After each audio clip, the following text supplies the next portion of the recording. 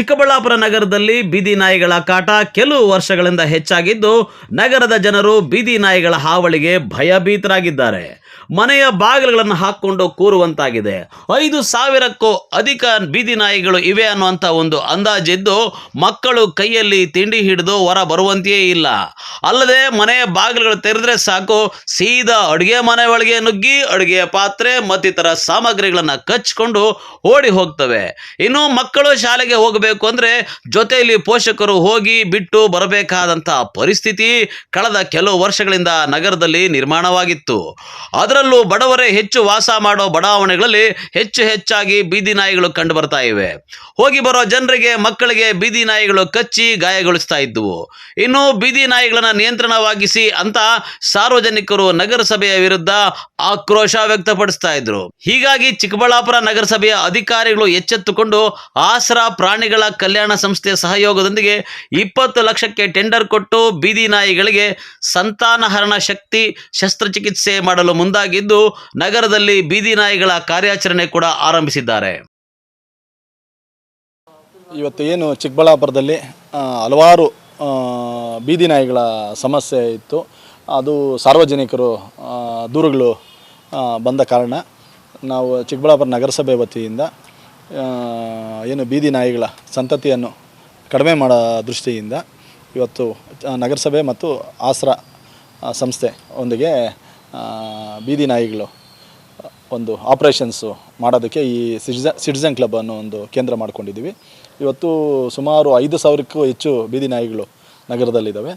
ಅದು ಸಣ್ಣ ಮಕ್ಕಳು ಓಡಾಡಬೇಕಾದ್ರೆ ಅದು ಹೋಗಿ ಅಟ್ಯಾಕ್ ಮಾಡೋದಂಥದ್ದು, ರ್ಯಾಶಾಗಿ ವರ್ತನೆ ಮಾಡ್ತಕ್ಕಂಥ, ಗಾಡಿಗಳಲ್ಲಿ ಓಡಾಡ್ತಾ ವ್ಯಕ್ತಿಗಳಿಗೆ ಹಿಂದೆ ಹೋಗಿ ಹಿಂಬಾಲಿಸ್ಕೊಂಡೋಗಿ ಅವ್ರನ್ನ ಬೀಳ್ಸೋ ಅಂಥದ್ದು, ಈ ಸುಮಾರು ಘಟನೆಗಳು ನಾವು ನೋಡಿದ್ದೀವಿ. ನಿಮ್ಮ ಮಾಧ್ಯಮ ಮೂಲಕನೇ ನಮಗೆ ಮಾಹಿತಿ ಸಿಕ್ಕಿದೆ ಮತ್ತು ಹಲವಾರು ನಗರಸಭೆಗೆ ದೂರುಗಳು ಬಂದಿದೆ. ಆ ದೃಷ್ಟಿಯಿಂದ ನಾವು ಒಂದು ಟೆಂಡರ್ ಮೂಲಕ ಅದಕ್ಕೆ ಏನು ಒಂದು ಹಿಂಸೆ ಮಾಡ್ದಿರ ಯಾವ ಸ್ಪಾಟಲ್ಲಿ ನಾವು ಹಿಡಿದು ಅದಕ್ಕೆ ಚಿಕಿತ್ಸೆ ಮಾಡಿ 3 ದಿನಗಳ ಕಾಲ ಇಲ್ಲಿ ಅಬ್ಸರ್ವೇಷನ್ ಇಟ್ಟು ಅದು ಆಮೇಲೆ ಅದೇ ಸ್ಪಾಟಲ್ಲಿ ಬಿಡ್ತಕ್ಕಂಥ ಕಾರ್ಯಕ್ರಮವನ್ನು ಇವತ್ತು ಹಮ್ಮಿಕೊಂಡಿದ್ದೀವಿ.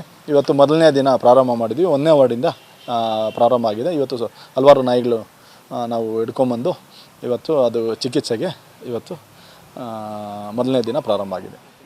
ಇಲ್ಲ ಎಲ್ಲ ಅದು ಏನು ಕಾನೂನುಬದ್ಧವಾಗಿ ಪ್ರಾಣಿ ದಯಾ ಸಂಘಕ್ಕೆ ಮತ್ತು ನಮ್ಮ ಏನು ನಗರಸಭೆಯಿಂದ ಏನೇನು ಕ್ರಮ ತಗೊಬೇಕು ಅದು ಎಲ್ಲ ಸೂಚನೆಗಳು.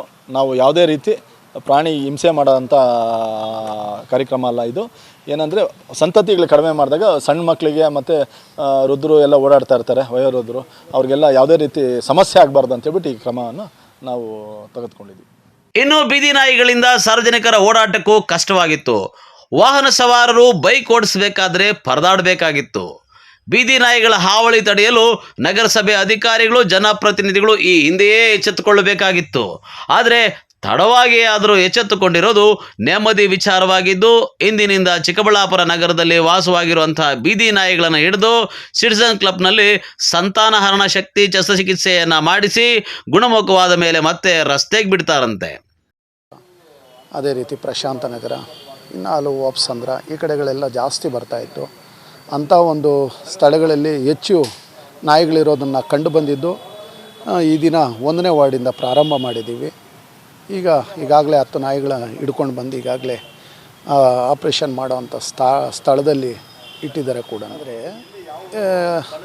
ಹಿಂದೆ ಆಪ್ರೇಷನ್ ಮಾಡಿ ಹೋಗಿರೋ ಅಂಥದ್ದನ್ನು ಸುಮಾರು 100 ನಾಯಿಗಳು ಹಿಡ್ಕೊಂಡು ಬಂದು 10 ನಾಯಿ ಆಪ್ರೇಷನ್ ಮಾಡಿ ಇನ್ನು ಉಳಿದ 90 ನಾಯಿಗಳು ಮಾಡ್ದಿರ ಹಂಗೆ ಬಿಟ್ಟಿದ್ದಾರೆ ಅನ್ನೋ ಒಂದು ದೂರು ಹಲವಾರು ನಾಗರಿಕರಲ್ಲಿ ದೂರು ಕಂಡು ಬರ್ತಾಯಿತ್ತು. ಅದೇ ರೀತಿಯಲ್ಲಿ ಚಿಕ್ಕಬಳ್ಳಾಪುರ ಮಧ್ಯಭಾಗದಲ್ಲಿ ನಾವು ಈಗ ಅವ್ರು ಕೊಟ್ಟಿದ್ದೀವಿ. ಆ ಥರ ಅವ್ರು ಮಾಡಲ್ಲ ಅನ್ನೋದು ನಮಗೆ ನಂಬಿಕೆ ಇದೆ. ಹಂಗಾಗಿ ಚಿಕ್ಕಬಳ್ಳಾಪುರದ ಒಂದು ಸಿಟಿಜನ್ ಕ್ಲಬ್ಬು ಕೇಂದ್ರ ಸ್ಥಾನ ಆಗಿದ್ದು ಆ ಒಂದು ಸ್ಥಳದಲ್ಲಿ ಈ ಒಂದು ಕಾರ್ಯಕ್ರಮ ಆಯೋಜನೆ ಮಾಡಿದ್ದೀವಿ. ನಾಗರಿಕರು ಸಂತೋಷದಿಂದ ಇರಲಿಕ್ಕೆ ನಗರಸಭೆ ವತಿಯಿಂದ ಮೂಲಭೂತ ಸೌಕರ್ಯಗಳು ಪ್ರಾಮಾಣಿಕವಾಗಿ ಕೊಡ್ತಾಯಿದ್ದೀವಿ. ಅದೇ ರೀತಿ ಇಂಥ ಒಂದು ಭಯಭೀತರಾಗಬಾರ್ದು ಅಂಥೇಳಿ ನಾವು ಕೂಡ ಸತತ ಪ್ರಯತ್ನ ಮಾಡಿದ್ರಿಂದ ಈ ಒಂದು ಕಾರ್ಯಕ್ರಮ ಯಶಸ್ವಿ ಆಗುತ್ತೆ ಅನ್ನೋ ನಂಬಿಕೆ ನಮಗಿದೆ.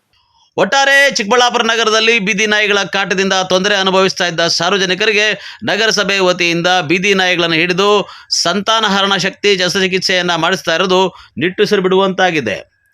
ಕ್ಯಾಮ್ರಾಮನ್ ಪ್ರವೀಣ್ ಜೊತೆ ಕಳವಾರ ಅರುಣ್, MMTV ನ್ಯೂಸ್, ಚಿಕ್ಕಬಳ್ಳಾಪುರ.